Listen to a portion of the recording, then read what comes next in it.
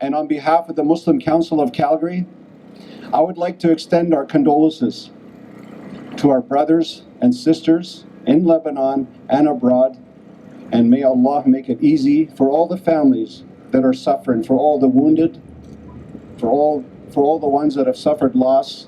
May God make it easy for all of them. When I seen the first images come to light, basically I fell to the floor and I was sick to my stomach to see such an event happen. And just from the pictures of what was going on, we knew there'd be mass casualties, and tried to activate ourselves to respond in a timely manner to some of the needs, the basic human survival needs that were going to be coming out of that tragedy. It emotionally crushed members of the community here to be sitting there at home doing our things, and all of a sudden our phones lighting up with messages from family back home as to what was going on, and it wasn't even on the news yet, so it caught us off guard. Naturally, you think the worst right away. We're thankful to see it was an accident, hopefully, but to reach back to our family members and to make sure that they were all safe and sound was relieving, to hear their voices. Unfortunately, we had friends of ours that didn't have that luxury, and finding out that friends and family perished or were severely injured in the collapse.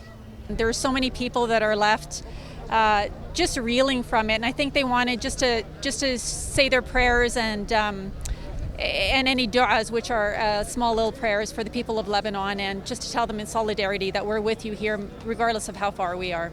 Well, the devastation there, it's been ongoing for the last year in terms of just, the world economic collapse. You have coronavirus happening. So we've been working with them in the last, 6 or 7 months with family members back home. And for something like this to happen so unexpectedly, it wasn't even attributed to war or anything like that. It was just a freak accident that had the magnitude of probably the second or third biggest explosion in the history of the world. And to look at the videos and see the magnitude of how far out that repercussion went out, you're talking kilometers and kilometers out. So I got family members living as far as 60 kilometers away, and to them it felt like their house was going to go down. So speaking to them, their hearts dropped. They didn't know what was going on either.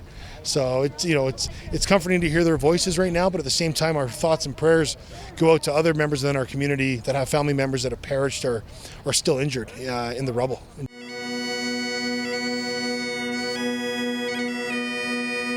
We're just all trying to get together to figure out how we can help back home, either through the Lebanese Food Bank or through the Lebanese Red Cross, and just gather the community together just to be together during this difficult time.